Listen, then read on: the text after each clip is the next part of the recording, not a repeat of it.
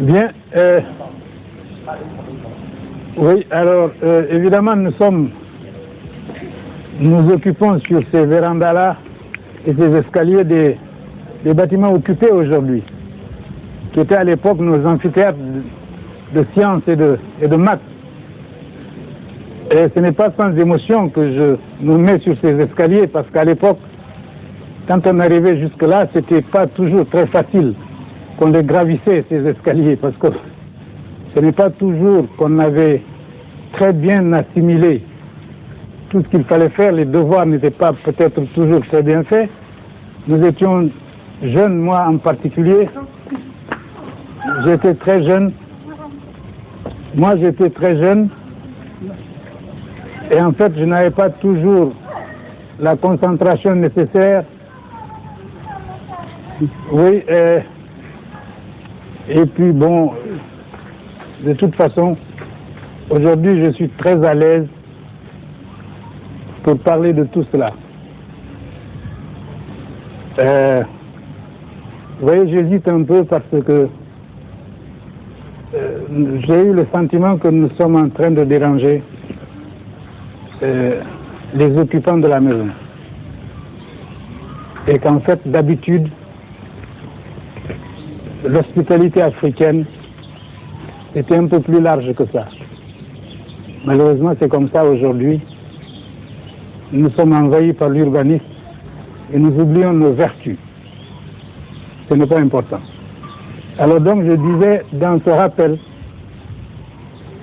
ce sont ces souvenirs qui me dominent. Hein? Je pense en ce moment-ci à notre directeur. Il s'appelait M. Dupont. M. Dupont était un enseignant consciencieux, très très consciencieux,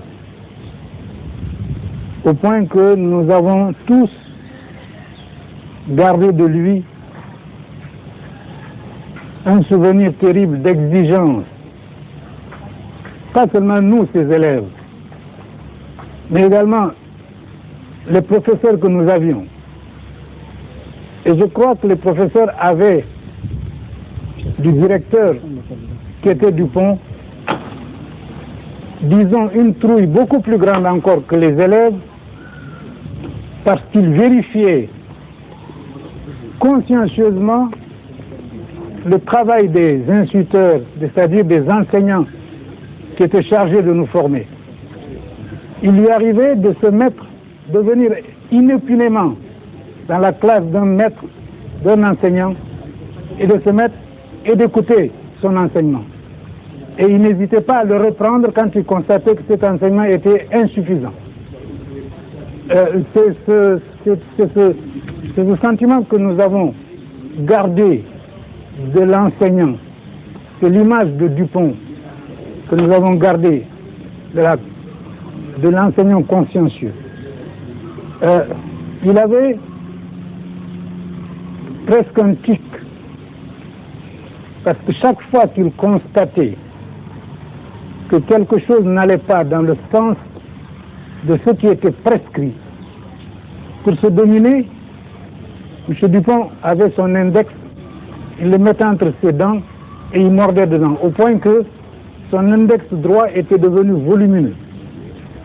Et Mme Dupont avait conseillé à tout le monde de chercher des crayons, et partout on trouvait M. Dupont, de lui donner un crayon, afin que chaque fois qu'il était tendu, il dispose d'un crayon afin de mordre dedans et de le casser. C'était ça, M. Dupont, dans son exigence, son exigence scrupuleuse. Et je pense que les promotions que Dupont a formées sont des promotions exemplaires, pas seulement dans l'instruction qu'il leur a donnée, mais dans la formation et dans l'attitude d'homme qu'ils ont emporté de lui. Je rappelle que Dupont a quitté l'école normale Vian-Ponty dans des conditions telles qu'il est bon qu'on le rappelle.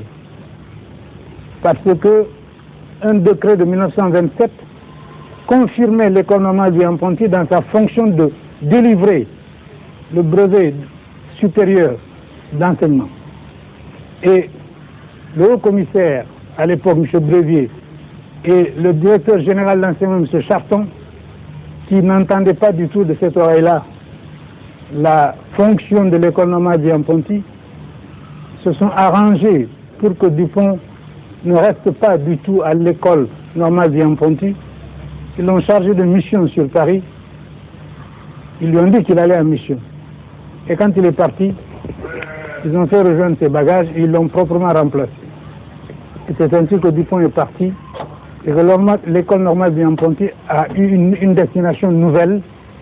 Et c'est dans le cadre de ce qu'on a appelé l'orientation vers l'enseignement rural que l'école normale nouvelle a été placée. Et c'est dans cette perspective qu'après, je pense que les dispositions ont été prises, étant donné que Gorée n'offrait pas la possibilité d'une formation rurale des enseignants, qu'on a décidé de transférer l'école normale Vian-Ponty de Gorée à Sébérotane. Docteur, à votre jeune âge, est-ce que vous viviez déjà la frustration coloniale? Oui, je pense que c'est un mot, hein. Je ne sais pas si à ce moment-là nous l'appelions comme ça. Je sais simplement que, déjà à cette époque-là, nous avions des hommes que nous aimions bien. Ces hommes-là, ils s'appelaient, nous aimions Blaise Diagne. Nous aimions également Télémaque. Mais nous savions aussi qu'il existait à travers le monde des hommes comme Garan Kouyaté, comme Faure, et que ces hommes-là défendaient des idées que les représentants du gouvernement général n'aimaient pas. Nous savions aussi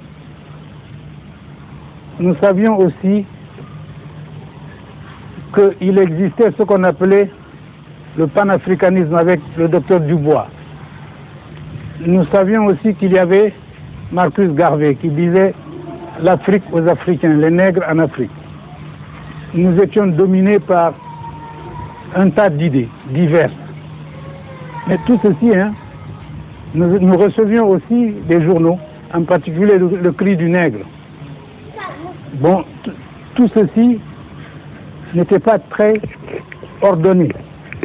Donc je ne peux pas dire que nous étions des hommes engagés dans une idéologie précise. Mais il était évident que nous étions contre l'injustice sous toutes ses formes et que nous voulions l'égalité entre les hommes et entre les races et que nous voulions la liberté, déjà à cette époque-là. Et que nous consacrions nos efforts à cela. Et je pense que tout ceci a fait que nous avons été à l'avant-garde de tout ce qui s'est appelé par la suite la lutte anticoloniale. Bon, je crois que c'est comme ça, hein, mais à cette époque-là, il était difficile de dire que nous étions pour ceci ou pour cela. Docteur, l'école William-Ponty était une école internationale, si on peut ainsi le dire. Il y avait des Ivoiriens, il y avait des Béninois, il y avait des gens de tout pays, de l'ancienne AOF. Est-ce que les Ivoiriens qui étaient ici n'avaient pas l'impression d'être exilés? Je ne crois pas, hein. Je ne crois pas, ce n'était pas une école inter-État, hein, c'était une école unique. C'est-à-dire que le concours qui mettait en compétition les Ivoiriens, les Béninois, etc., était un concours ouvert. C'est-à-dire que tout le monde passait le concours de la même façon. On ne savait pas qui était Béninois, qui était Ivoirien, qui était Sénégalais, etc. C'est après les résultats qu'on constatait qu'il y avait 10 Sénégalais ou 20 Béninois ou 6 voltaïques qui étaient admis. On ne savait pas avant. Donc, je ne pense pas que il y avait une discrimination dans la position des uns et des autres. Et je pense qu'au niveau de l'école, par exemple, quand vous prenez Gorée, je ne crois pas que ceux qui étaient là, qui étaient sénégalais ou pas, ne se sentaient pas isolés. Maintenant, il est évident que, quel que soit ce que vous fassiez, bon, un homme qui n'est pas chez lui se sentira toujours loin de chez lui.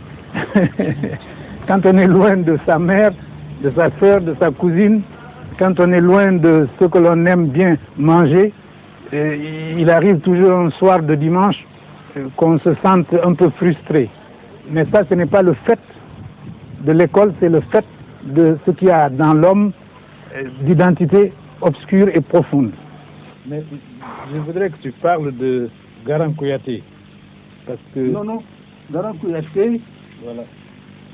Si tu parles de Garan Kouyaté, les jeunes gens connaissent Garan Kouyaté, mais le connaissent mal.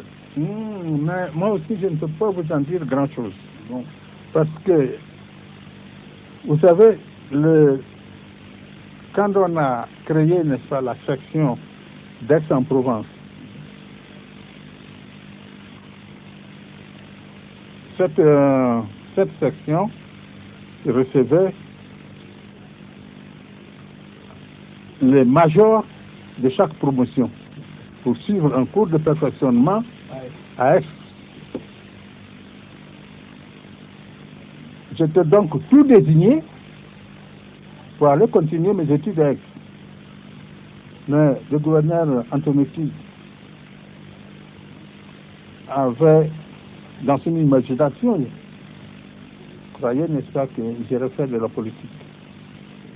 Alors, à ma place, il a envoyé Kouyaté, que je n'ai pas connu, que je ne connais pas non plus. À ma place, on a envoyé Kouyaté, qui était devenu plus communiste. Lui a fait la politique. Ah alors il est allé, et ce garçon-là, on ne sait pas exactement de quelle mort il est mort. Oui, mais c'est ça que je voulais que tu dises, parce que ça c'est très important. Oui, mais je ne sais pas. C'est quelqu'un, il s'est lancé, n'est-ce pas, dans les bras des communistes. Il a fait ce qu'il a pu, ce qu'il voulait, et il avait disparu. Les Garans font partie de tous ces jeunes Africains qui, à l'époque, ont pensé qu'ils pouvaient aider l'Afrique comme ils pouvaient. Ils sont jetés à l'eau réellement et puis ils se sont noyés. Bon, je pense que ceci, on ne peut pas leur en vouloir. Ils sont un certain nombre, Garan Kouyaté, Paul Faure. Je pense que Lamine Gueye est un des survivants de cette équipe-là. Oui, voilà. Lamine Gueye, eh bien, quand il partait pour la première fois en France pour passer son brevet supérieur, parce que notre brevet de l'école normale ne valait pas, n'est-ce pas, le brevet supérieur de France. Et Lamine Gueye, brillant instituteur dans son métier, a demandé l'autorisation de se rendre en France et passer le brevet supérieur. Il est venu nous saluer. Nous étions en troisième année, il est venu nous saluer avant de partir. Et c'est là où, au lieu de suivre, il a d'abord passé son brevet supérieur. Et puis, il a continué à travailler et il a choisi, n'est-ce pas, le droit. C'est ainsi qu'il était devenu avocat à Dakar. Alors, parler de moi-même, eh bien, après ma sortie, j'étais envoyé seul à Bengo pour créer l'école. Cela a été peut-être un mal, mais m'a permis, n'est-ce pas, de travailler davantage. Et il existait un diplôme qu'on appelait diplôme supérieur d'études primaires, qu'on peut, n'est-ce pas, comparer au brevet supérieur à l'époque. Je suis allé me présenter à cet examen Et j'ai tout à dire. Vous êtes allé voir mes écritures? Oui, il y a 2 ans. Mais est-ce que vous vous souvenez d'une certaine Joséphine Basse. Joséphine Basse? Elle est là, elle vit. Je lui ai envoyé, il y a 5 jours, je lui ai envoyé des pagnes et 25 000 francs. C'est elle qui nous apportait à manger. Elle était petite fille comme ça. Elles ont été malades, elles sont malades, elles sont reparties. Ah oui, hein? Elles sont reparties. L'autre qui est venu te voir ici est décédé. Oui, L'écrivain. oui.